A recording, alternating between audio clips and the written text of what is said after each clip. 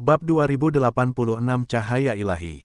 Bagus sekali. Meng Changji melambaikan tangan, dan sebuah prasasti giok sepanjang sekitar 10 meter jatuh dari langit tepat di depan Yun Ce. Untuk sementara waktu, itu menjadi satu-satunya hal yang terpantul di mata semua orang. Bagi Meng Changji dan semua orang dalam kelompok Meng Jianxi, cara termudah dan paling langsung untuk membuktikan kesenjangan antara Meng Jianxi dan Meng Jianyuan adalah dengan membandingkan esensi ilahi mereka. Fakta bahwa Yun Ce berjalan langsung ke dalam perangkap mereka hanyalah kebetulan yang membahagiakan. Yun Ce meluangkan waktu sejenak untuk memeriksa prasasti giok di depannya. Itu berbentuk persegi dan berwarna gelap. Hal yang paling mencolok tentang itu adalah 10 jejak berbentuk bintang yang tidak teratur di permukaannya. Faktanya, jejak berbentuk bintang itu diatur sedemikian rupa sehingga cocok dengan 10 esensi ilahi utama dalam pembuluh darah mendalam seseorang dengan sempurna. Letakkan tanganmu di prasasti itu, dan kita akan tahu berapa banyak esensi ilahi yang kamu miliki. Meng Changji berkata, sudah 100 tahun. Orang tua ini lebih dari siapapun berharap Anda dapat menciptakan kembali keajaiban Jianxi. Anda tidak pernah tahu, bukan? Jika kata-kata itu keluar dari mulut orang lain, maka mungkin ada sedikit ketulusan di dalamnya. Tapi Meng Changji, kakek dari pihak ibu dari putra ilahi penenun mimpi saat ini, Meng Jianxi. Satu-satunya hal yang dapat ditafsirkan siapapun dari nadanya adalah sarkasme. Ini bagus. Meng Kongchan mengangguk sedikit. Sebagian besar orang di tempat ini belum melihat betapa cemerlangnya cahaya bintang dari prasasti itu setelah mereka diterangi oleh esensi ilahi. Jianxi, Anda duluan. Ya, ayah. Begitu esensi ilahi muncul dalam pertanyaan itu, seolah-olah Meng Jianxi yang dipermalukan itu telah mendapatkan kesempatan kedua. Saat dia berjalan menuju prasasti giok berbintang, wajahnya perlahan-lahan mendapatkan kembali kebanggaan putra ilahi. Itu benar, apapun yang terjadi, saya masih pembawa dewa dengan 90% esensi ilahi. Selama saya memiliki ini, tidak seorang pun dapat membantah kualifikasi saya sebagai putra ilahi penenun mimpi. Tidak ada yang penting, cinta yang tak seimbang dari ayah, perlindungan peri pedang, bakat dalam jalan yang mendalam. Bagi seorang putra ilahi dari kerajaan Tuhan, semua ini tidak dapat menutupi kesenjangan dalam esensi ilahi seseorang. Meng Jianxi berdiri tegak dan bangga ketika dia tiba di depan prasasti giok berbintang. Wajahnya telah mendapatkan kembali tekadnya yang tak tergoyahkan, dan cahaya ilahi tampaknya beredar di sekitarnya. Dia mengulurkan jari-jarinya yang terentang lebar dan menekan tangannya ke prasasti giok. Berdengung, prasasti giok yang tampak redup itu langsung bersinar terang. Bintang pertama menyala, diikuti oleh bintang kedua, ketiga, keempat, kelima, cahayanya melambat hanya saat memenuhi bintang ketujuh, dan melambat lebih jauh lagi saat mencapai bintang kedelapan. Namun, cahayanya tidak pernah berhenti. Cahayanya terus menyala hingga menyentuh bintang kesembilan. Tidak ada yang berbicara, semua orang menahan napas dan memperhatikan prasasti itu dengan saksama. Esensi ilahi begitu penting bagi kerajaan Tuhan sehingga hampir dianggap sakral. Bagaimanapun, itu mewakili kualifikasi seseorang untuk menjadi dewa sejati. Bintang ke-9 semakin terang dan terang. Meskipun kesulitannya meningkat, cahaya itu merayap naik dengan keras kepala selama 1 tarikan napas, 2 tarikan napas, 3 tarikan napas, 10 tarikan napas. Bersinar, akhirnya, bintang ke-9 menyala penuh di tengah tatapan semua orang yang bersemangat. Cahaya bintang itu berhenti bergerak saat itu, dan cahaya terang dari 9 bintang itu tercetak di pupil semua orang. Ini di atas segalanya membuktikan bahwa Meng Jianxi adalah seorang praktisi mendalam yang memiliki tubuh transenden yang dapat menanggung 90% esensi ilahi. Hahaha, Meng Xuanji terkekeh. Bayangkan dulu, kerajaan dewa penenun mimpi tidak mampu menghasilkan satu pun pembawa dewa selama 10.000 tahun berturut-turut. Hanya Tuhan yang tahu seberapa banyak kerajaan dewa lainnya menertawakan kita secara diam-diam. Jianyuan adalah orang yang memecahkan rekor memalukan ini, tetapi sayangnya ia mengalami bencana yang mengerikan hanya 10 tahun kemudian. Beruntung bagi kita, masih ada Jianxi. Sekarang setelah saya menyaksikan 9 bintang ini untuk kedua kalinya, saya tidak dapat menahan rasa syukur lagi. Kerumunan itu bergema setuju dan mendesah kagum juga. Meng Jianxi menurunkan tangannya dari prasasti giok berbintang dan berkata dengan acuh tak acuh, esensi ilahi saya dianugerahkan kepada saya oleh ayah seperti hidup saya sendiri. Itu lahir demi kerajaan dewa penenun mimpi. Esensi ilahi 90% ini bukan hanya milik saya, tetapi juga kerajaan dewa penenun mimpi. Hahaha, benar sekali, Meng Changji menghujaninya dengan pujian sambil tertawa keras. Tidak ada frustrasi, kemarahan, dan kebencian yang dia tunjukkan sebelumnya. Pada saat inilah Meng Kongchan angkat bicara, Yuaner. Sekarang giliranmu. Kata-katanya langsung membungkam semua pujian dan gema persetujuan. Yun Ce menurut dan melangkah melewati Meng Jianxi tanpa sepatah kata pun. Sesaat kemudian, dia berdiri di depan prasasti batu giok berbintang. Meng Jianxi meliriknya sekilas. Tidak ada kekhawatiran sama sekali di matanya. Jika Meng Jianyuan benar-benar berpikir dia bisa membangkitkan lebih banyak esensi ilahi laten, maka yang bisa dia katakan hanyalah bahwa pria itu adalah lelucon. Jika begitu mudah bagi seseorang untuk membangkitkan esensi ilahi laten, maka 6 kerajaan dewa tidak perlu mencari kemana-mana untuk mencari pembawa dewa yang cocok setiap kali generasi baru tiba. Yun Ce tidak memiliki esensi ilahi sama sekali. Kebenaran mengenai esensi ilahi itu sederhana. Itu adalah pintu masuk yang mendalam tambahan. Sejak dia mengambil benih dewa jahat terakhir dari alam dewa kilin dan menyelesaikan vena mendalam dewa jahatnya, dunia vena mendalamnya telah mengalami transformasi absolut. Itu telah berubah dari ruang energi mendalam yang terbatas menjadi alam semesta yang tak terbatas. Tidak hanya itu, dia tidak lagi memiliki pintu masuk yang mendalam untuk dibicarakan. Mereka semua telah digantikan oleh bintang-bintang yang tak terbatas. Dengan kata lain, vena mendalam Yun Ce telah sepenuhnya melampaui akal sehat. Lupakan yang lain, pemahamannya sendiri tidak lagi berlaku untuk vena mendalamnya yang baru. Jadi, apakah bintang-bintang dari prasasti giok ini akan menanggapi vena mendalamnya? Sebenarnya, lupakan itu. Pertanyaan sebenarnya adalah, apakah bintang-bintang ini memenuhi syarat untuk menanggapi vena mendalamnya? Dia tidak menunjukkan kesungguhan seperti Meng Jianxi saat meletakkan tangannya di prasasti giok berbintang. Bahkan, dia hanya menepuknya seolah-olah itu adalah batu acak di pegunungan. Untuk sesaat, sama sekali tidak terjadi apa-apa. Tidak ada satu bintang pun yang menyala di prasasti giok berbintang. Setelah penantian berubah menjadi keheningan yang tidak nyaman, kerumunan mulai saling bertukar pandang. Esensi ilahi yang sempurna, bukankah ini berarti bahwa generasi abis berikutnya adalah milik kita, kerajaan dewa penenun mimpi? Aku tidak percaya aku cukup beruntung untuk menyaksikan kelahiran keajaiban seperti itu. Aku benar-benar bisa mati tanpa penyesalan sekarang. Seruan gairah itu seperti bendungan yang jebol, membanjiri segalanya dan mengubah apa yang seharusnya menjadi upacara khidmat menjadi kekacauan total. Meng Kongchan tidak marah sedikit pun, apalagi berteriak untuk keheningan dan ketertiban. Satu tangan tergenggam di belakang punggungnya, dia tersenyum kecil dengan kepuasan dan kegembiraan murni. Seorang pria buta dapat mengatakan bahwa dia hampir mengapung di atas kakinya. Esensi ilahi yang sempurna, iya. Namun, ada satu orang yang tidak merasakan apapun dari wahyu ini. Namanya adalah Yun Ce. Pada akhirnya, esensi ilahi adalah hak untuk menanggung kekuatan dewa sejati.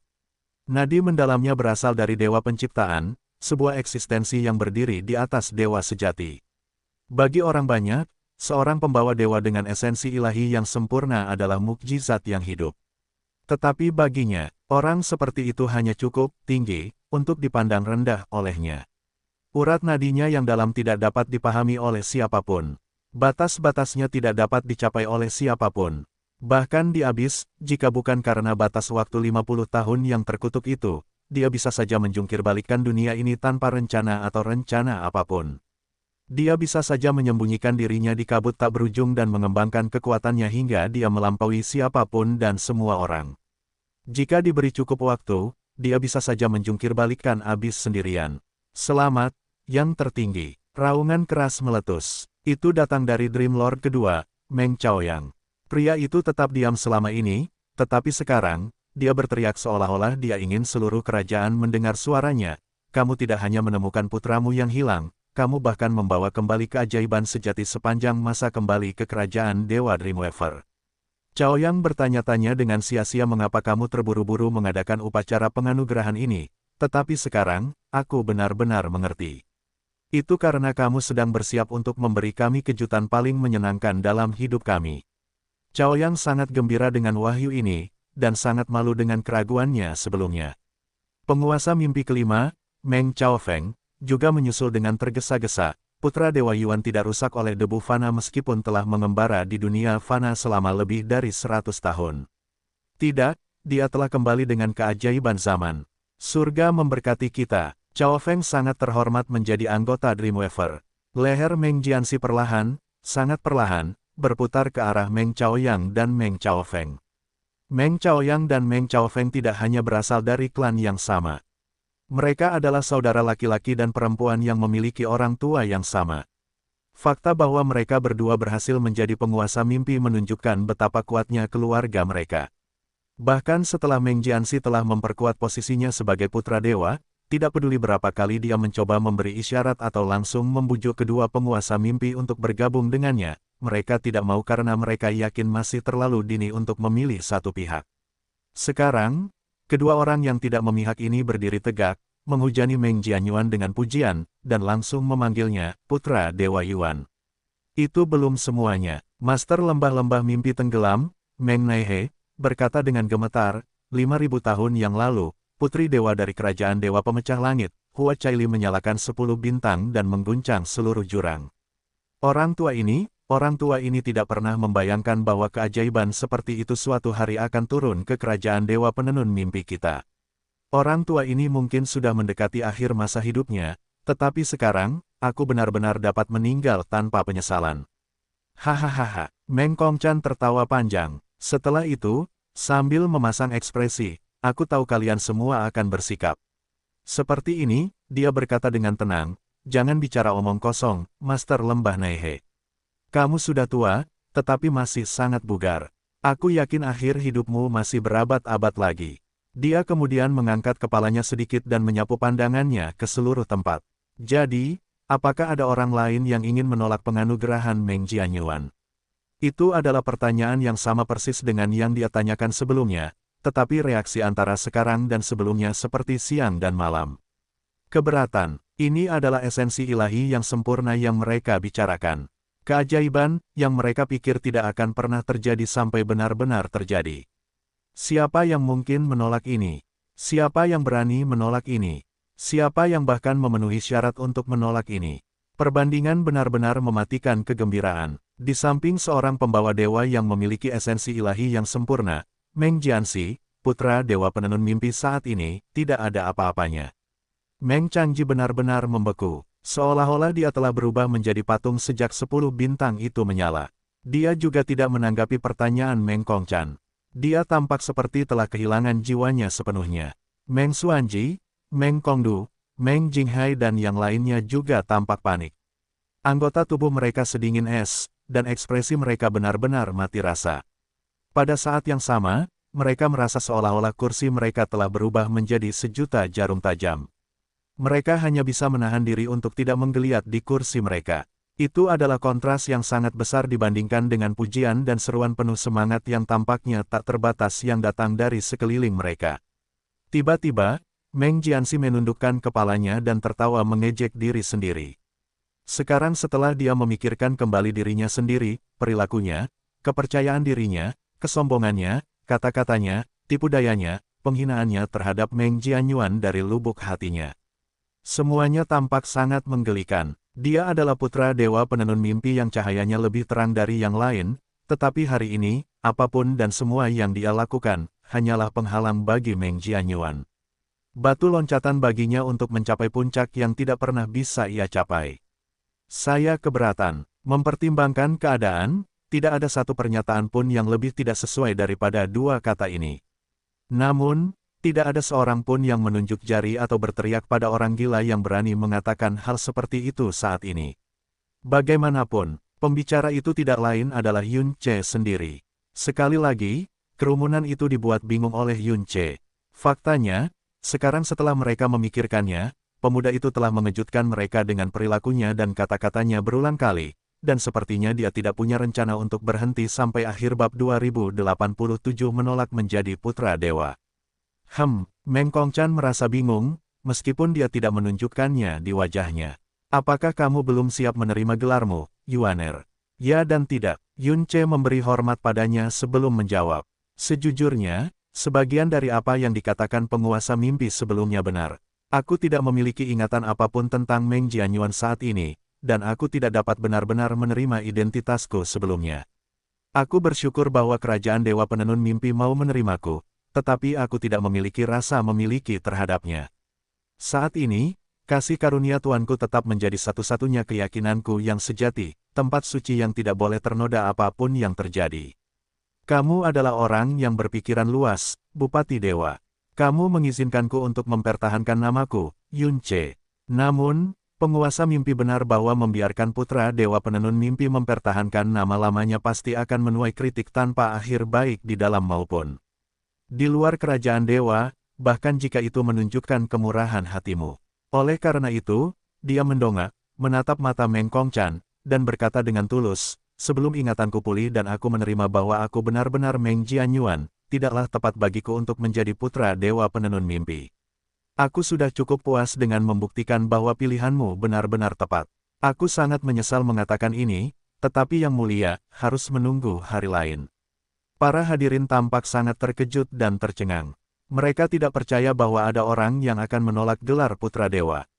Menurut pendapat mereka, setiap pengembara akan kehilangan akal sehatnya saat mengetahui bahwa mereka diizinkan memasuki kerajaan dewa. Menjadi Putra Dewa, mengatakan bahwa mereka akan sangat gembira adalah pernyataan yang meremehkan. Mereka perlu terus-menerus diingatkan bahwa mereka tidak hidup dalam mimpi. Yun Ce memilih untuk tetap setia pada dirinya sendiri hanya karena dia belum bisa menerima identitasnya saat ini. Dia telah menolak gelar Putra Dewa tidak hanya di hadapan Bupati Dewa, tetapi juga seluruh kerajaan.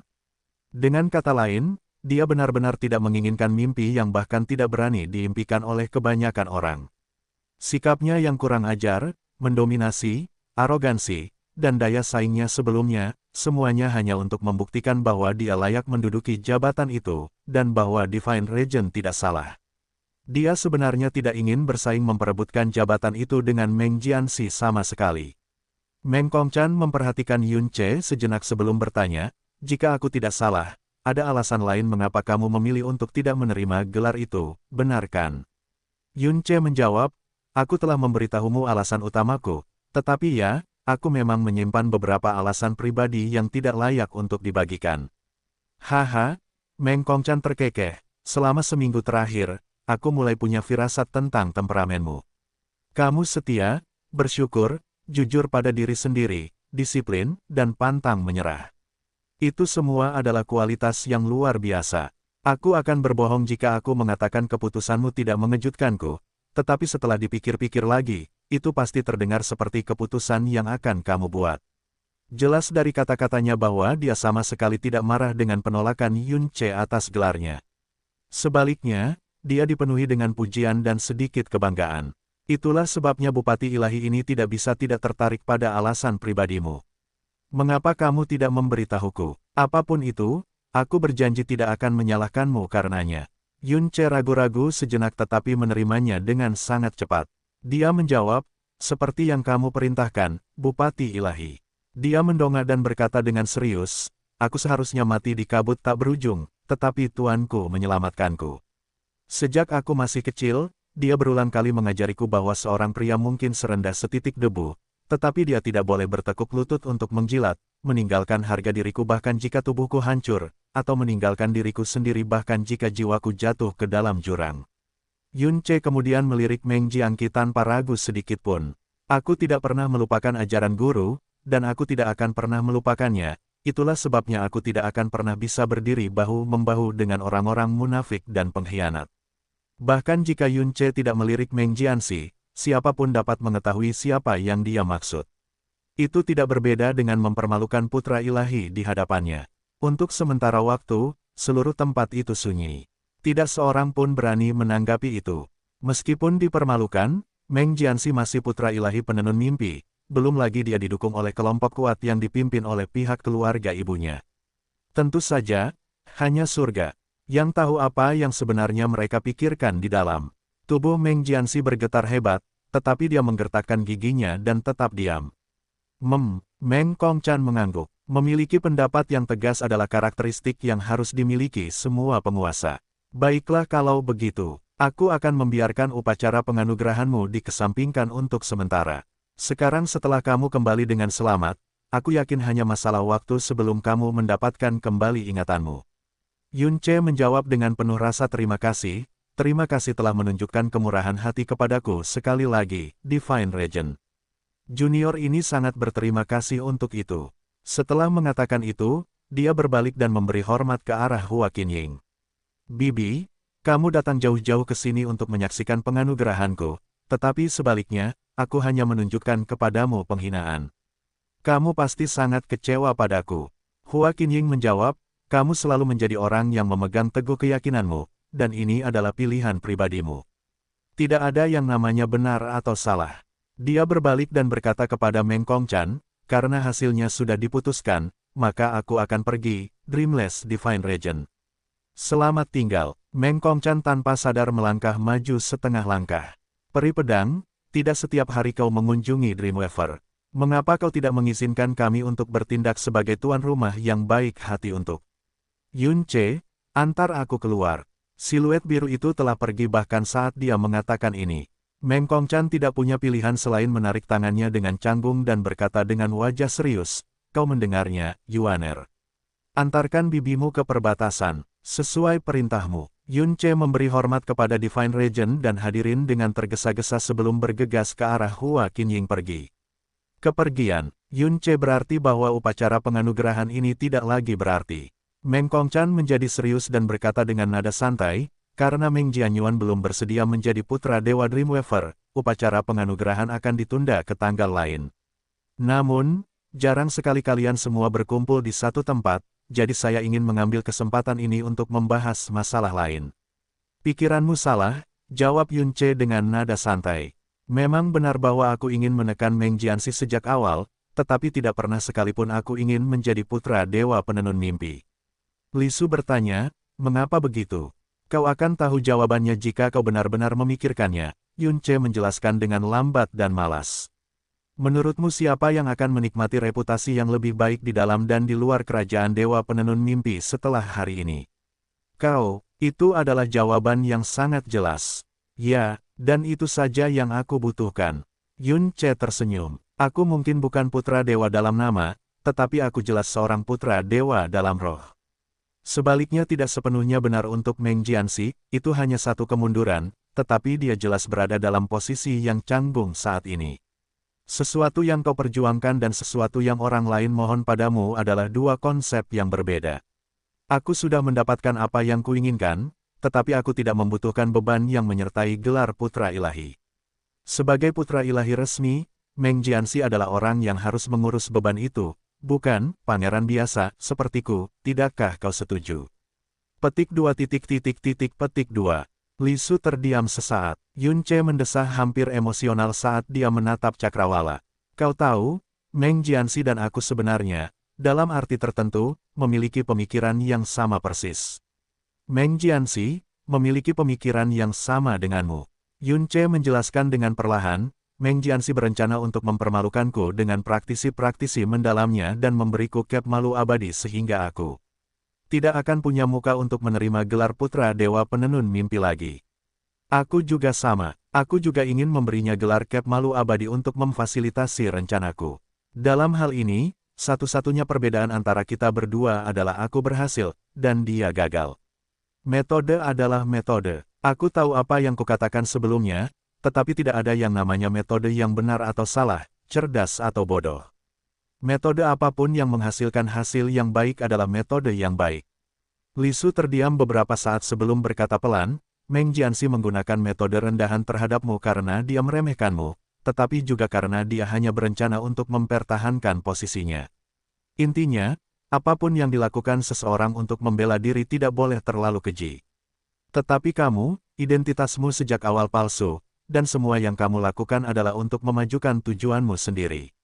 Bahasa Indonesia, untuk tujuan itu, Anda mempermalukannya di depan umum, melukiskannya sebagai orang munafik dan pengkhianat, dan benar-benar menghancurkan stabilitas posisinya. Sebenarnya, Anda adalah penjahat mutlak dalam skenario ini. Yun Che menyipitkan matanya sedikit. Terima kasih atas pujian Anda. Komentar Anda membuktikan bahwa saya perlahan tapi pasti menjadi lebih baik dalam peran saya sebagai iblis yang berada di tengah-tengah kutukan sisi alam semesta ini. Petik 2. Petik 2. Ketika dia kembali ke Istana Putra Ilahi, para penjaga yang dipimpin oleh Lu Laiseng berlutut dan menyambutnya seperti yang diharapkan. Selamat datang kembali di istanamu, Putra Ilahi Yuan. Yunce menghela napas sedikit dan berkata dengan nada jengkel, saya yakin Anda tahu bahwa penganugerahan itu sebenarnya tidak berhasil. Tidak, Yang Mulia, Lu Laiseng menyatakan dengan keras, Anda tidak menjadi Putra Ilahi bukan karena Anda tidak layak, tetapi karena Anda belum membutuhkan posisi itu. Bahkan jika Anda belum dinobatkan sebagai Putra Ilahi, Anda pastilah. Petik 2. Dia berhenti sejenak tetapi melanjutkan dengan percaya diri, satu-satunya Putra Ilahi yang disetujui oleh setiap praktisi mendalam Dreamweaver. Ini adalah kekuatan esensi ilahi yang sempurna. Dengan keuntungan ini, tidak masalah lagi apakah dia secara resmi adalah Putra Ilahi atau tidak. Semua orang di seluruh kerajaan dengan penuh semangat menunggu hari ketika dia menjadi Putra Ilahi Dreamweaver sejati. Yunce melambaikan tangan kepada mereka. Saya mengerti sentimen Anda, tetapi aturan adalah aturan. Juga, panggil saya Tuan Muda seperti yang Anda lakukan sebelumnya. Seperti yang Anda perintahkan, Tuan Muda. Lu Laiseng segera menjawab, rasa hormatnya berkali-kali lebih tulus dari sebelumnya. Para pelayan dan pembantunya sudah menunggunya ketika dia mendekati kamar tidurnya. Semua orang dipenuhi dengan kegembiraan dan gairah yang tak terkendali. Itu bisa dimengerti. Perbedaan antara melayani pangeran biasa dan Putra Ilahi tidak hanya siang dan malam. Ketika mereka pertama kali menginjakkan kaki di kerajaan Dewa Penenun Mimpi, mereka tidak pernah menyangka bahwa anugerah seperti itu akan jatuh ke pangkuan mereka. Mereka yakin bahwa mereka adalah orang-orang yang paling bersemangat di seluruh kerajaan selain Bupati Ilahi tanpa mimpi sendiri. Meng Ziyuan melangkah ke arahnya dan membungkuk dengan hormat. Selamat datang kembali, Yang Mulia Putra Ilahi. Terima kasih atas kerja keras Anda di upacara penganugerahan. Yang lain begitu gugup hingga mereka membeku di tempat, tidak yakin apakah pantas untuk maju. Jangan panggil aku Putra Ilahi, kata Yunce tak berdaya. Meng Ziyuan terkikik. Ya, keinginan Anda adalah perintah bagi saya, Tuan Muda. Yunce mengangkat kepalanya dan melirik Liu Zanyi dan Sangguan Helu. Ada apa dengan kalian berdua? Apakah Anda tiba-tiba lupa siapa saya atau semacamnya? Bukan itu, Tuan Muda. Liu Zanyi meremas ujung kemejanya dan menjawab dengan gugup, hanya saja, gadis pelayan ini, tidak yakin bagaimana harus bersikap di hadapan hadirat ilahi Anda, Tuan Muda. Yunce merasakan sudut bibirnya tertarik ke atas. Dia baru saja akan menggodanya sedikit ketika sebuah suara yang jelas dan ceria datang dari jauh. Dian Jelshi dari Istana Tanpa Batas meminta pertemuan mendadak denganmu, Saudara Yuan. Tolong penuhi permintaan orang ini jika tidak terlalu mendadak. Yunce menoleh sedikit ke arah suara itu dan berpikir cepat. Zanyi, bawa putra Dewa Dian ke ruang tamu. Helu, siapkan teh dan makanan ringan. Ziyuan, bantu aku berganti. Pakaian putra dewa ini terlalu mencolok dan sama sekali tidak cocok dengan sikap tuan mudamu. Bab 2088 Jelshi Tanpa Batas. Di dalam aula yang luas dan kosong, Yunce dan Dian Jelshi duduk berhadapan. Dari segi penampilan, Dian Jelshi, putra dewa tanpa batas, tampak sama tampan dan berbudayanya seperti yang dikatakan rumor. Dia sama sekali tidak memiliki tekanan dari putra dewa terkuat dari semua kerajaan dewa, apalagi kehadiran yang berapi-api dari seorang penakluk seperti ayahnya. Namun, Yunce dapat menangkap sisi tajam tetapi tersembunyi di dalam matanya. Dian Jelshi adalah seorang pria yang tumbuh dengan diinjak-injak. Yunce tidak percaya sedetik pun bahwa dia, di dalam, adalah seorang pria rendah hati yang dapat melupakan masa lalu dan memperlakukan orang-orang di sekitarnya dengan kemurahan hati dan kebaikan. Senang bertemu, Saudara Yuan. Saya mengerti bahwa kunjungan ini cukup mendadak. Saya harap Anda tidak akan menyalahkan saya karenanya. Semua orang tahu bahwa Dian Jelshi adalah putra dewa terkuat, tetapi dia membawa dirinya dengan kesopanan dan kesederhanaan yang luar biasa. Jika dia adalah pangeran Dreamweaver lainnya, dia akan sangat terkejut dan panik sekarang. Yunce menjawab sambil tersenyum, tentu saja tidak, putra dewa Jelshi. Reputasimu begitu tinggi sehingga bahkan aku telah mendengar tentangmu sejak usia muda, tetapi tentu saja aku tidak pernah berani bermimpi bahwa suatu hari aku akan berkenalan denganmu. Lupakan kesalahanmu, kenyataan bahwa kamu akan mengunjungi orang yang rendah hati ini secara langsung membuatku merasa sangat terhormat. Selain itu, aku belum merasa memiliki identitasku sebagai Meng Jianyuan, jadi panggil saja aku Yun Ce, putra Dewa Jiushi. Dian Jiushi mengangguk tanpa ragu. Baiklah, Saudara Yun, gelar putra dewa hanyalah reputasi palsu yang dipuji oleh orang banyak. Karena aku lebih dari 3.000 tahun lebih tua darimu, jika kamu tidak keberatan, panggil saja aku kakak Dian saat kita berduaan. Yun Ce mengangguk sambil tersenyum. Jadi, apa tujuan kunjunganmu, kakak Dian? Dian Jiushi tampak terkejut sesaat sebelum dia tertawa terbahak-bahak. Hahaha, dulu, semua orang yang kuajak bicara akan berpikir bahwa aku bersikap sopan atau bertindak lebih lembut dari sebelumnya. Pada akhirnya, mereka semua masih memanggilku putra dewa. Kau benar-benar orang yang luar biasa, Saudara Yun. Aku senang mengetahui bahwa pilihanku untuk berkenalan denganmu adalah lebih dari benar. Ekspresi Yun Ce tetap tidak berubah. Memang benar kau ingin berkenalan denganku, tetapi lebih dari itu, kau ingin tahu mengapa peri pedang senior mengizinkanku memanggilnya Bibi, bukan? Senyum Dian Jiushi menegang, dan dia menatap mata Yun Ce yang tenang, tulus, dan murni sejenak. Kemudian, dia tertawa kecil dan mendesah kecil.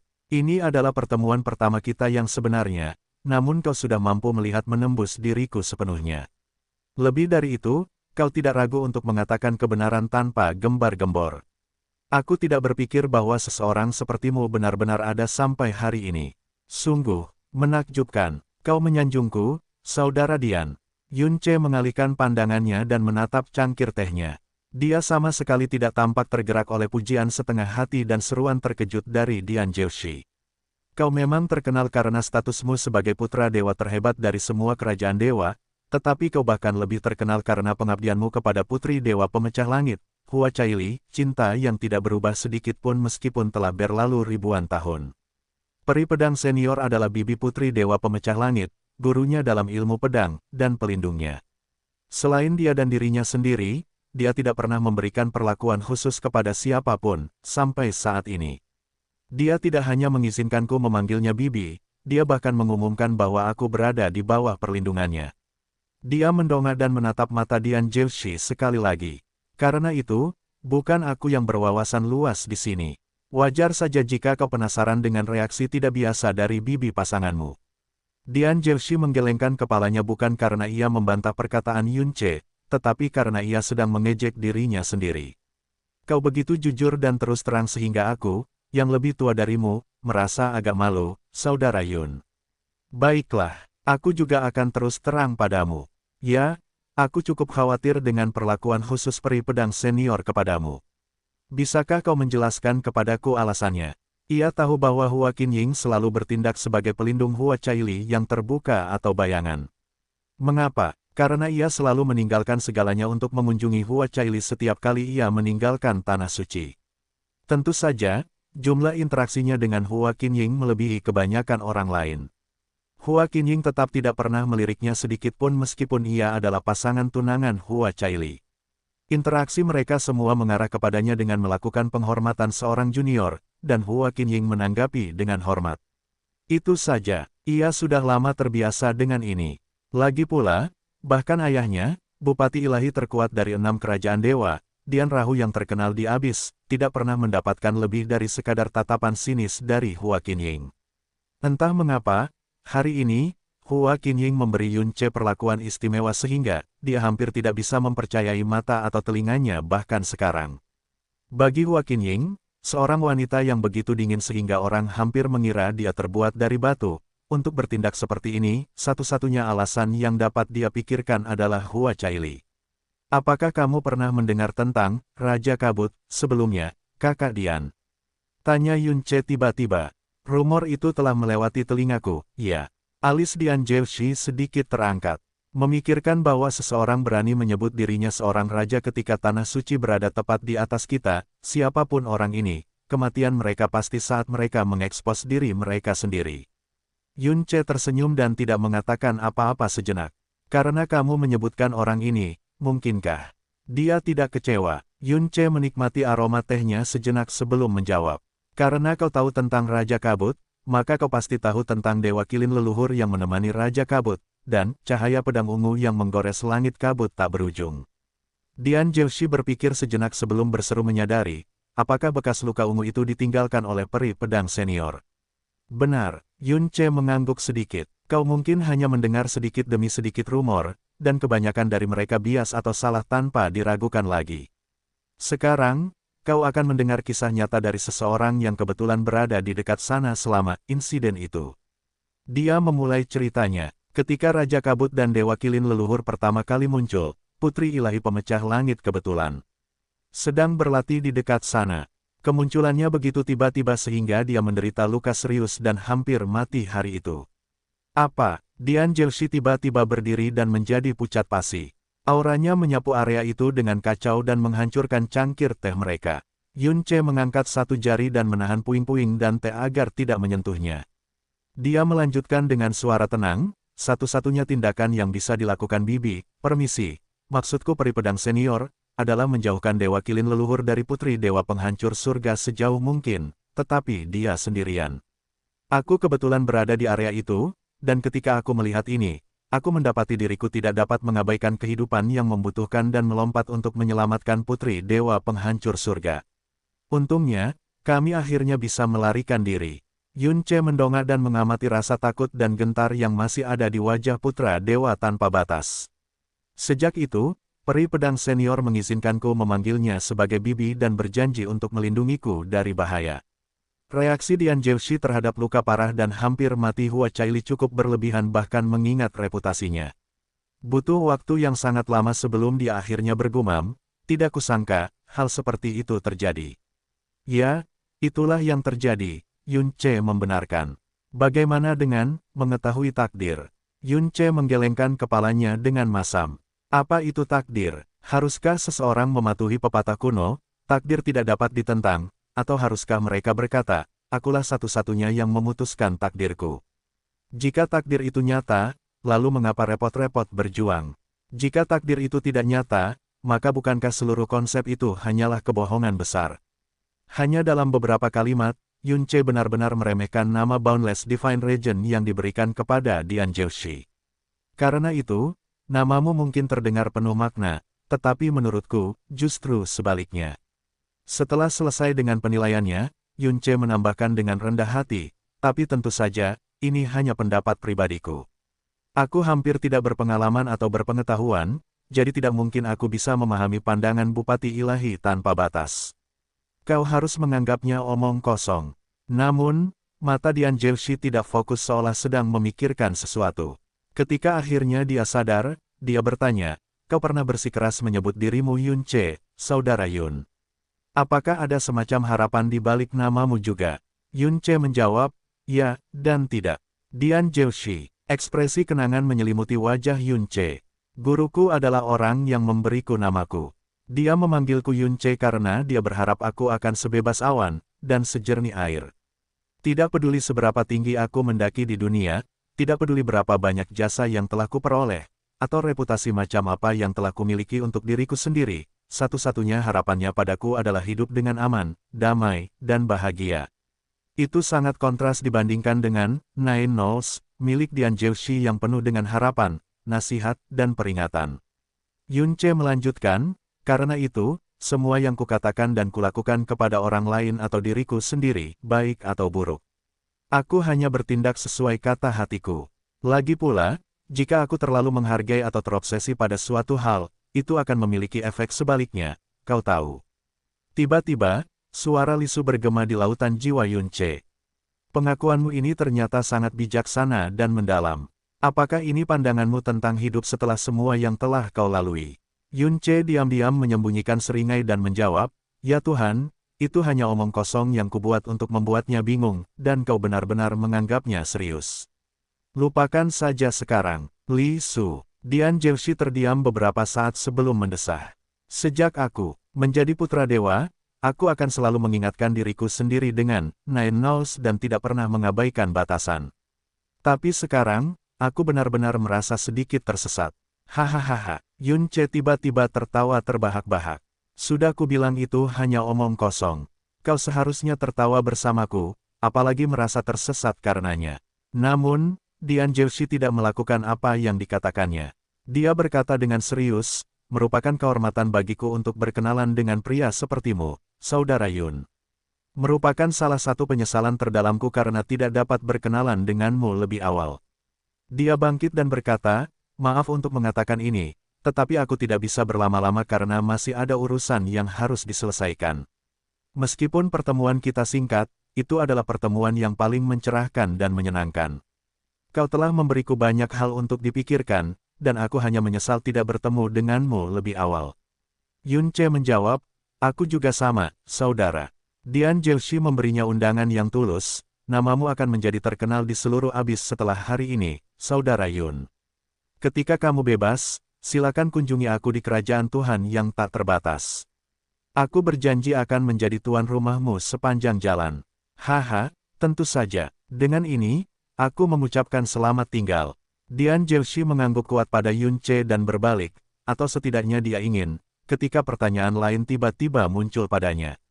Saudara Yun, ada satu hal lagi yang ingin aku tanyakan pendapatmu. Silakan bicara, Kakak Dian. Apakah kamu memiliki seseorang yang kamu minati, Saudara Yun? Yun Che menjawab tanpa ragu, tentu saja. Kalau begitu, tatapan Dian Jelshi menjadi sedikit licik, bagaimana kamu akan mendapatkan cinta dan kesenangan kekasihmu? Yun Che menjawab sambil tersenyum, ketika pohon tinggi, burung phoenix akan datang. Ketika bunga berbau harum, kupu-kupu akan datang. Cinta sejati tidak diminta, tetapi ditarik. Bahkan jika permohonanmu berhasil menarik sesuatu, itu bukanlah cinta, melainkan kompromi dan simpati. Dian Jelshi sedikit goyah. Kemudian, dia tersenyum. Terima kasih atas bimbinganmu, Saudara Yun. Aku akan pergi sekarang. Zanyi, tolong antar putra dewa Dian keluar. Setelah Dian Jelshi meninggalkan istana putra dewa, ekspresi Yun Che langsung berubah aneh. Dia bergumam pelan, saat itu, ketika aku pertama kali tiba di wilayah Dewa Timur, Qianying adalah dewi wanita dan putri dewa terhebat dari jenisnya.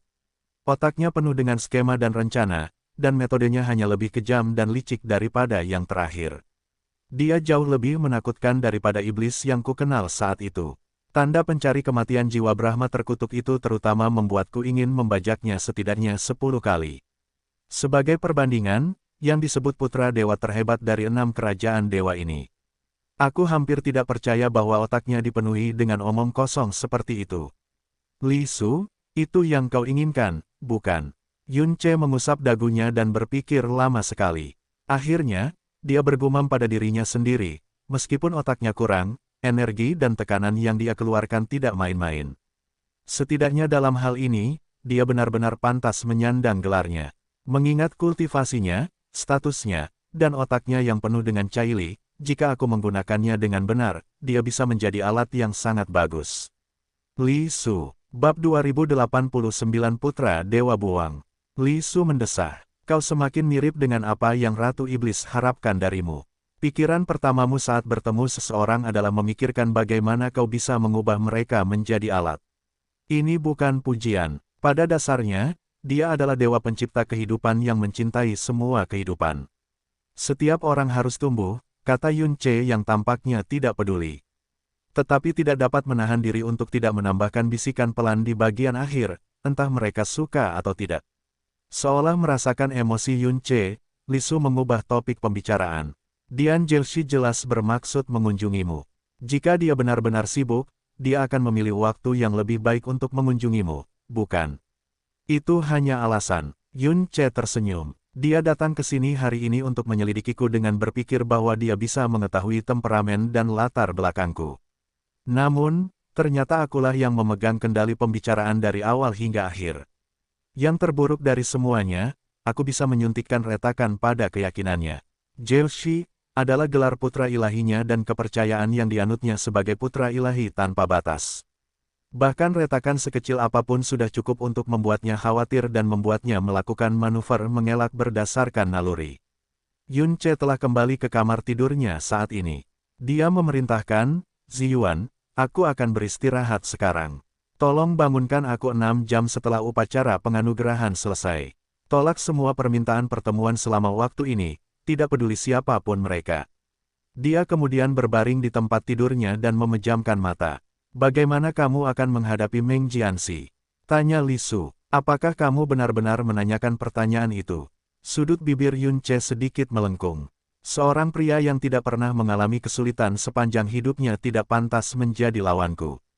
Li Su berkata perlahan, dia adalah putra ilahi penenun mimpi. Hua Qinying sendiri memperingatkanmu untuk berhati-hati dengannya.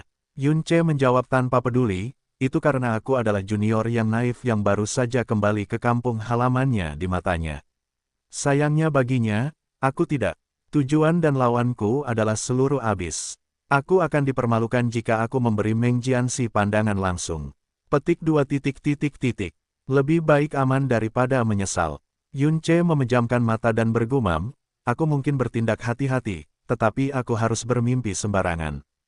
Kalau tidak, bagaimana mungkin aku bisa menghancurkan seluruh abis? Li Su berhenti berbicara saat itu.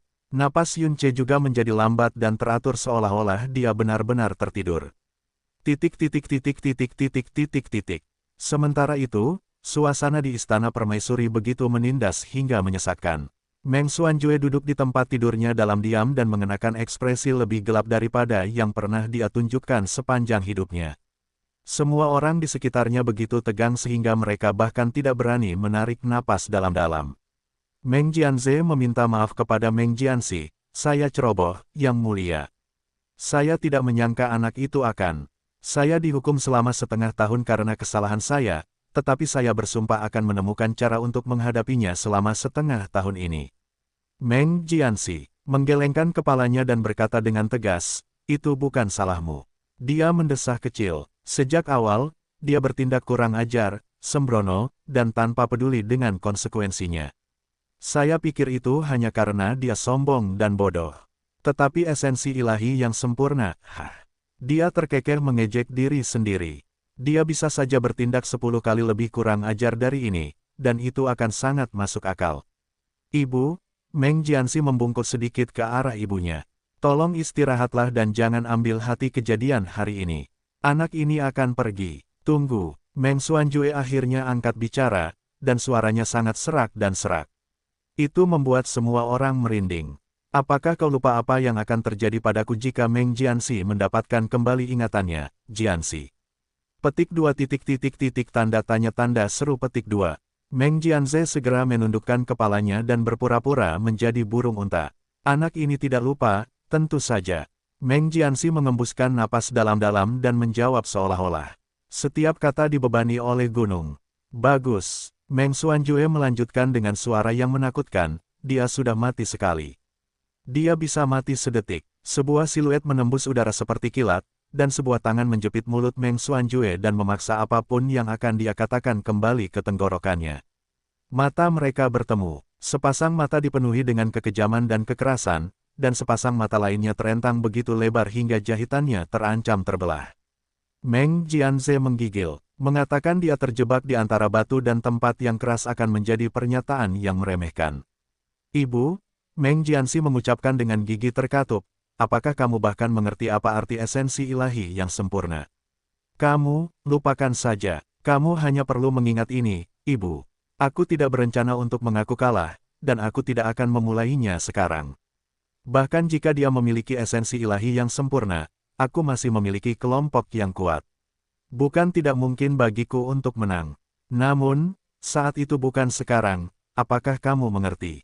Dia akhirnya melepaskan dan berpaling dari ibunya. Sebelum dia pergi, dia memberikan satu peringatan terakhir, jangan tempatkan aku dalam posisi yang sulit, Ibu.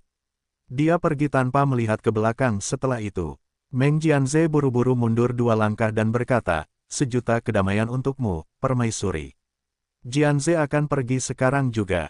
Jianze, tetapi Meng Xuanjue memanggilnya dan menghentikannya. Matanya tampak sedikit tidak fokus, dan kegelapan dalam suaranya sedikit berkurang. Tidak kusangka Jianxi takut, kamu adalah kakak laki-lakinya yang paling dekat dan paling terpercaya, Jianze. Kamu adalah satu-satunya yang bisa membantunya sekarang.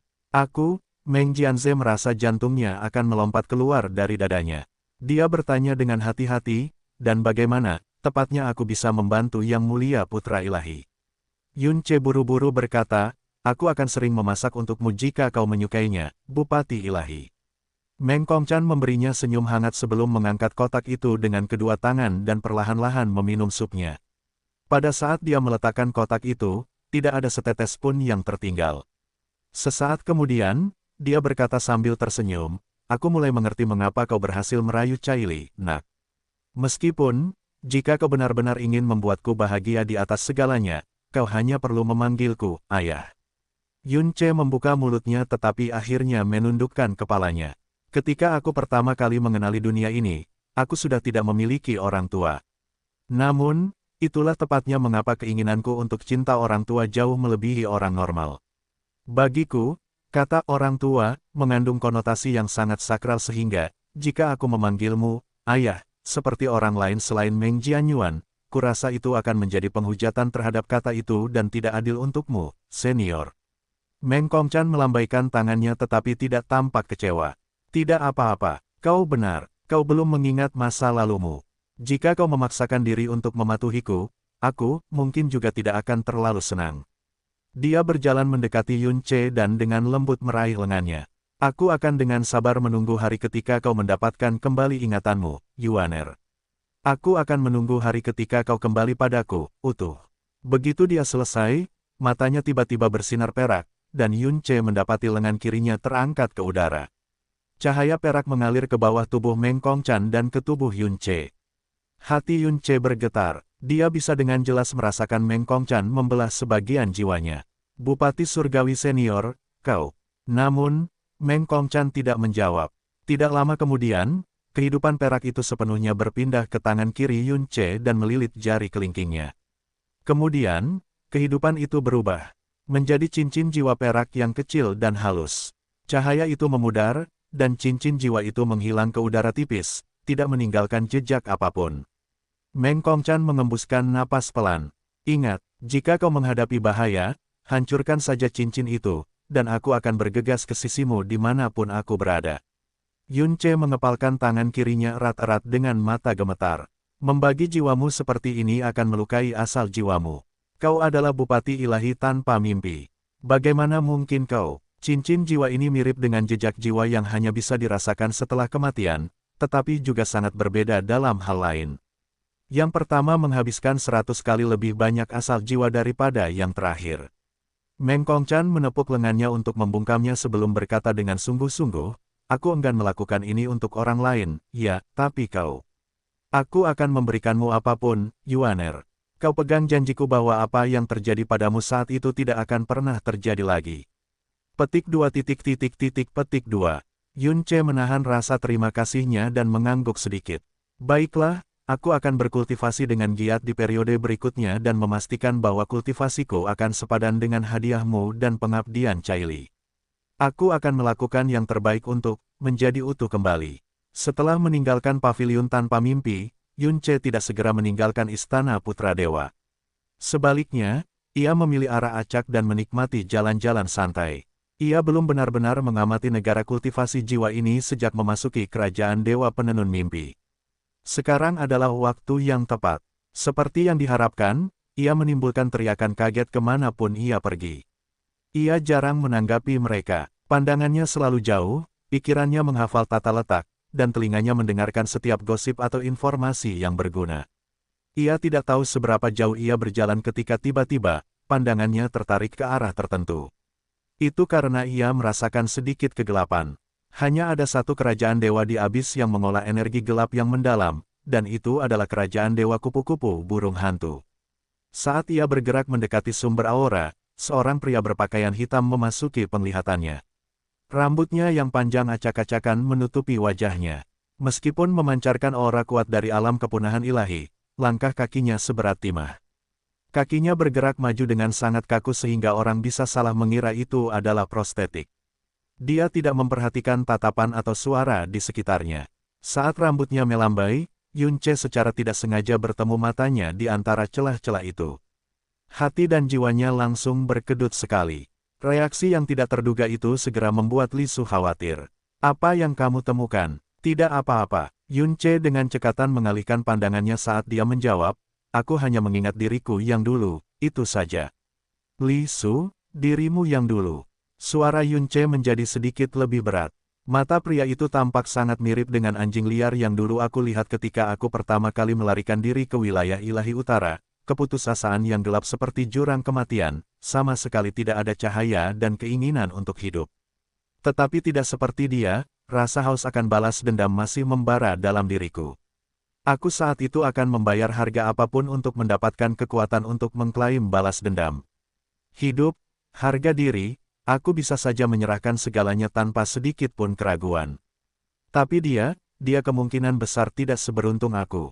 Tanpa harapan untuk membalikkan situasinya atau membalas dendam, yang tersisa hanyalah keputusasaan yang kelabu.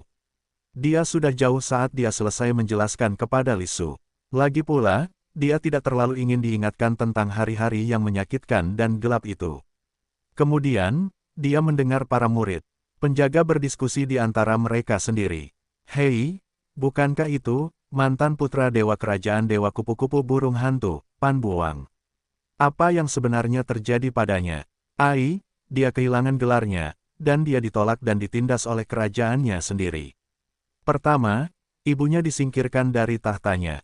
Kemudian, dia tampaknya meninggal karena sakit. Aku bahkan mendengar bahwa Bupati Ilahi Prai Eternal telah sepenuhnya meninggalkannya. Siapa yang mungkin menerima kejatuhan seperti itu? Selain itu, aku mendengar bahwa dia dan putri ilahi sebelumnya dari kerajaan Dewa Malam Abadi, Shen Wuqing adalah sepasang kekasih, tetapi dia lebih baik tidak membicarakan kerajaan Dewa Malam Abadi sama sekali. Ngomong-ngomong, sepertinya Pan Buang menuju ke lembah mimpi yang tenggelam. Tidak mungkin. Apakah dia benar-benar? Yunce menghentikan langkahnya, dan kilatan aneh melintas di matanya. Bab 2090 Jalan Kesesatan. Jalan santai Yunce berlangsung selama 1 jam lagi sebelum dia mengubah arah dan menuju lembah mimpi tenggelam. Meskipun lembah mimpi tenggelam memiliki kata lembah, sebenarnya itu terletak di dalam istana besar. Dari luar, istana itu tampak selebar beberapa kilometer. Kenyataannya, ruang dalamnya membentang lebih dari 100 kilometer. Istana itu juga diselimuti kabut seperti mimpi. Ketika Yunce mendekat, seorang murid lembah mimpi tenggelam berjalan menghampirinya dan berkata dengan kaku, "Jika kamu bukan pencari mimpi tenggelam, maka pergilah sejauh mungkin."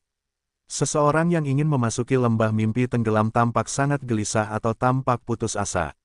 Jelas pada pandangan pertama bahwa Yunce bukanlah orang seperti itu. Yunce berkata dengan acuh tak acuh, "Tolong beritahu Master Lembah Naihe bahwa Yunce datang untuk mengunjunginya." Yunce, murid mimpi tenggelam mengerutkan kening sesaat sebelum kesadaran menghantamnya. Kamu putra Dewa Yuan." Dia langsung berlutut dan berkata, "Saya punya mata tapi tidak bisa melihat. Mohon maaf atas kebodohan saya, putra Dewa Yuan. Apakah Master Lembah Naihe hadir?" Tanya Yunce. Murid mimpi yang tenggelam menjawab dengan hormat, "Sebenarnya, ya. Master Lembah saat ini sedang menerima tamu istimewa di lembah. Saya akan segera memberitahunya." Dia tidak membuat Yunce menunggu terlalu lama. Meng Naihe dengan cepat melangkah keluar dari pintu masuk, wajahnya yang tua membentuk senyuman saat dia menyambutnya. "Anda mengejutkan saya, putra Dewa Yuan. Saya tidak menyangka Anda akan memiliki waktu luang untuk mengunjungi diri saya yang lama." Yunce adalah seorang pembawa dewa dengan esensi ilahi yang sempurna dan seorang pria yang berperilaku seperti seorang penakluk. Meskipun dia telah menolak gelarnya, Meng Naihe sudah menganggapnya sebagai bupati ilahi penenun mimpi di masa depan. Upacara penganugerahan putra dewa baru saja berakhir beberapa waktu yang lalu, dan dia masih belum pulih dari kegembiraan yang diterimanya selama upacara tersebut. Sekarang, Yunce mengunjunginya secara langsung. Tidak mengherankan bahwa lelaki tua keriput itu tampak sedikit kewalahan, dalam arti yang baik, tentu saja. Yunce membungkuk sedikit dan menyapanya dengan rendah hati, "Saya sadar akan kekasaran saya karena berkunjung tanpa memberitahu Anda sebelumnya. Saya harap saya tidak mengganggu pekerjaan Anda." Meng Naihe buru-buru menghindar. "Anda tidak bisa tunduk kepada saya, putra Dewa Yuan. Saya orang tua yang salah satu kakinya sudah berada di dalam kubur. Katakan saja apa yang Anda butuhkan, dan itu akan dilakukan." Yunce menurut dan langsung ke intinya.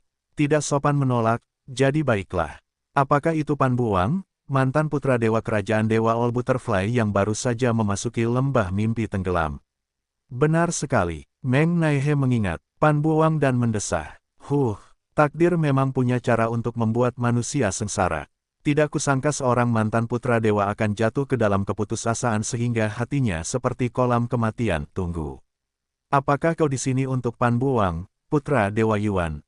Apakah kau mengenalnya? Yun Ce menggelengkan kepalanya. Tidak, aku tidak mengenalnya. Apakah kau telah memasukkan Pan Buang ke dalam mimpi tenggelam? Meng Naihe mendesah lagi. Dia adalah mantan putra dewa kerajaan Dewa Kupu-Kupu Burung Hantu. Jadi orang tua ini berusaha sekuat tenaga untuk membujuknya agar berpikir jernih. Namun, tidak ada secercah harapan pun yang dapat ditemukan di hatinya, juga tidak ada keterikatan terhadap tubuh fana itu sama sekali. Yang dia minta hanyalah jatuh ke dalam mimpi abadi. Dia bahkan memberiku semua kristal jurang dan artefak mendalamnya sehingga mimpi itu dapat berlangsung selama mungkin. Itulah sebabnya aku tidak punya pilihan selain menurut. Dia sudah tertidur, dan aku baru saja akan memasukkannya ke dalam mimpi ketika aku mendengar kedatanganmu.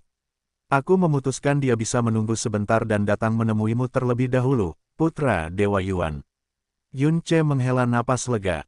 Bagus, bagus. Aku senang mendengar bahwa bencana itu berhasil dihindari. Bencana, Meng Naihe terkejut dengan penggunaan kata-katanya. Apa maksudmu? Kepala lembah Naihe. Ekspresi Yun Ce menjadi serius. Kamu telah menjadi kepala lembah selama bertahun-tahun. Apakah kamu tahu apakah ada putra dewa atau putri dewa yang pernah jatuh ke mimpi tenggelam dalam sejarah panjang lembah mimpi tenggelam? Tidak pernah, jawab Meng Naihe tanpa ragu. Setiap orang yang bisa menjadi putra dewa atau putri dewa adalah naga atau burung phoenix di antara manusia. Mereka tidak membutuhkan mimpi untuk melarikan diri dari kesedihan jiwa.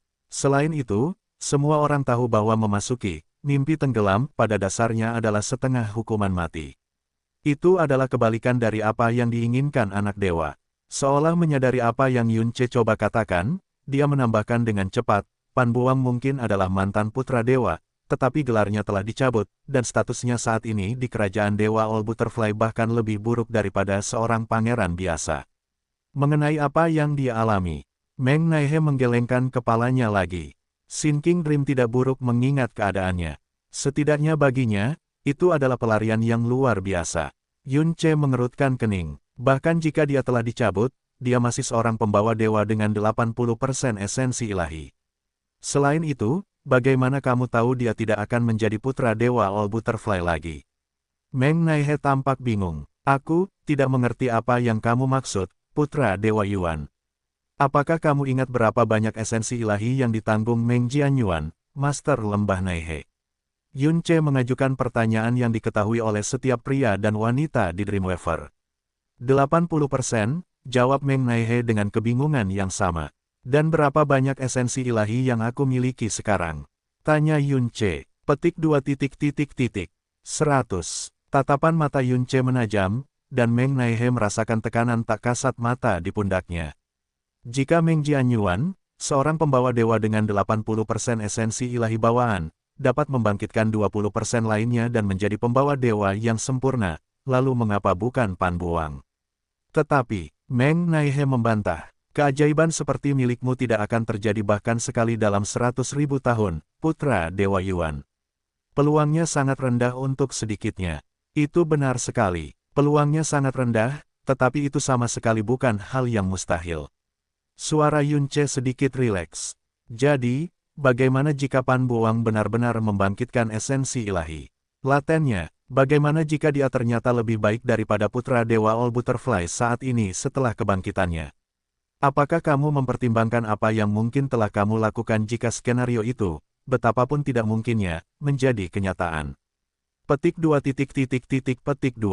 Meng Naihe berhenti bernapas sejenak. Yun Ce melanjutkan, begitu seseorang jatuh ke dalam mimpi dan menikmati semua kemewahan yang tidak dapat mereka nikmati dalam kenyataan, mereka tidak akan lagi dapat menerima kenyataan yang kejam dan tanpa harapan. Mereka akan menjadi lumpuh baik secara fisik maupun mental. Bahkan jika Pan Buang membangkitkan esensi ilahinya di kemudian hari, itu tidak akan berarti karena dia akan dilumpuhkan oleh mimpi tenggelam. Dapatkah Anda bayangkan betapa marahnya kerajaan Dewa Kupu-Kupu Burung Hantu jika itu terjadi? Menurut Anda siapa yang akan mereka salahkan ketika semua sudah dikatakan dan dilakukan? Sebelum Meng Naihe dapat menjawab, Yun Ce mendesak, Tuan Lembah Naihe, dapatkah Anda mengatakan dengan pasti bahwa skenario, bagaimana jika ini tidak akan pernah terjadi? Anda masih memiliki pilihan untuk mengatakan tidak sekarang. Mengapa Anda harus menerima risiko yang begitu besar ke lembah mimpi tenggelam Anda? Argumen terakhir Yun Che memadamkan tanggapan apapun yang akan dikerahkan Meng Nehe. Keringat dingin keluar dari dahinya ketika dia merenungkan semua yang dikatakan Yun Che. Dia menghela napas panjang sebelum berseru seolah terbangun dari mimpinya sendiri. Kau benar sekali, putra Dewa Yuan. Bahkan jika skenario seperti itu sangat tidak mungkin terjadi, jika itu terjadi, maka konsekuensinya tidak akan terbayangkan. Syukurlah kau datang sebelum aku memasukkannya ke dalam mimpi tenggelam, putra Dewa Yuan. Aku akan menariknya keluar sekarang juga. Tidak, namun Yun Che menghentikannya. Pan Buang datang ke lembah mimpi tenggelam karena suatu alasan, dan kau sendiri mengatakan bahwa dia telah jatuh ke dalam keputusasaan sehingga hatinya mirip dengan kolam kematian. Jika kau membangunkannya dan memberitahunya bahwa kau tidak dapat membiarkannya memasuki mimpi tenggelam, kau akan memutus keterikatan terakhirnya terhadap kehidupan. Yun Che tidak menanggapinya. Ketika mereka berpapasan, dia mendengus dingin dan berkata, idiot. Meng Kongdu tiba-tiba berhenti di tengah jalan dan melihat ke belakang. Dia bertanya dengan muram, apa yang kau katakan, Meng Jianyuan? Yun Che juga berhenti di jalurnya dan melihat ke belakang, tetapi dia penuh dengan senyum tidak seperti ekspresi badai Meng Kongdu. Saya melihat telingamu gagal karena usiamu, Dream Lord Du. Saya tidak keberatan mengulangi diri saya untuk orang tua seperti Anda. Dengarkan dengan jelas, Dream Lord Du. Saya bilang, petik 2. Idiot, hah, Meng Kongdu sangat marah hingga dia mencibir. Apakah kamu pikir aku tidak berani memberimu pelajaran hanya karena kamu dilindungi oleh peri pedang dan memiliki esensi ilahi yang sempurna, Meng Jianyuan? Boom, jari-jarinya terbuka, dan badai kekuatan mengguncang ruang di sekitarnya. Hahaha, hahaha. Tawa Yun Che perlahan berubah menjadi tawa mengejek yang keras. Jika kamu benar-benar tahu bahwa aku di bawah perlindungan Bibi, maka kamu harus tahu bahwa tidak ada seorang pun yang tidak akan dia arahkan pedangnya begitu dia memutuskan untuk membunuh seseorang. Jika kau benar-benar tahu bahwa aku memiliki esensi ilahi yang sempurna, maka kau harus tahu siapa yang akan menjadi bupati ilahi masa depan dari kerajaan Dewa Penenun Mimpi. Petik 2. Petik 2. Meng Kongdu menegang, dan kehadirannya menyusut meskipun dirinya sendiri. Aura Meng Kongdu sangat menakutkan untuk sedikitnya, tetapi Yun Che terus menatapnya seperti dia adalah sepotong tanah. Siapapun dengan sedikit otak akan tahu bahwa sekarang bukanlah saatnya untuk memprovokasi saya. Bahkan jika kau tidak ingin meninggalkan kelompok Meng Jianxi, kau seharusnya cukup pintar untuk bermain di kedua sisi dan meninggalkan dirimu sendiri jika tidak ada yang lain. Sayangnya, akan selalu ada orang idiot sombong yang tidak dapat melihat melewati hidung mereka sendiri. Apakah aku benar, Dream Lord Du? Kau, Meng Kongdu menggeram, tetapi kehadirannya semakin menyusut. Pada saat ini sebuah tangan meraih lengan Meng Kongdu. Pria muda di belakangnya buru-buru melangkah maju dan memberi hormat pada Yun Che dalam-dalam.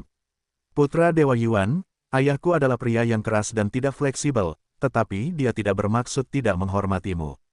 Mohon maafkan temperamen alaminya. Aku berjanji akan mengunjungimu di masa depan dan meminta maaf atas namanya di masa depan. Mohon maafkan dia. Mulut Meng Kongdu berkedut, tetapi dia tidak membantahnya. Yun Che menatap pemuda itu lama-lama tetapi juga tidak mengatakan apapun. Dia berbalik dan pergi. Meng Kongdu menarik auranya dan menurunkan lengannya. Untuk sementara waktu, dia tidak bisa mengatakan apapun. Setelah kembali ke Istana Putra Dewa, Yun Che segera melangkah ke ruang kultivasinya. Jauh di dalam kabut tak berujung, Pan Buang berjuang untuk kembali terjaga. Dia tidak tahu sudah berapa lama dia tidak sadarkan diri. Yang dia tahu hanyalah bahwa dia merasa seperti sejuta gunung sedang duduk di tubuhnya. Ketika dia memaksakan diri untuk mengangkat kepalanya, yang bisa dia lihat hanyalah kegelapan yang pekat dan debu jurang yang lebih tebal. Di mana? Ini, kupikir, aku telah memasuki mimpi. Jadi, mengapa aku masih menderita? Mengapa aku tidak melihat Wuking? Akhirnya kau bangun juga, bocah malang. Suara dingin dan rendah yang terdengar jauh dan dekat di saat yang bersamaan memasuki telinganya. Pan Buang menoleh dengan kaku hingga ia melihat bola kabut abu-abu yang terdistorsi. Tampak ada sepasang cahaya gelap dan remang-remang di kabut abu-abu itu, sepasang mata yang selalu berubah. Siapa? Kau, Ia mengira lembah mimpi yang tenggelam hanya menghasilkan mimpi-mimpi terindah, jadi mengapa ia malah menghadapi mimpi buruk yang paling gelap? Bayangan yang terdistorsi itu menjawab, akulah Raja Kabut yang menguasai kabut tak berujung.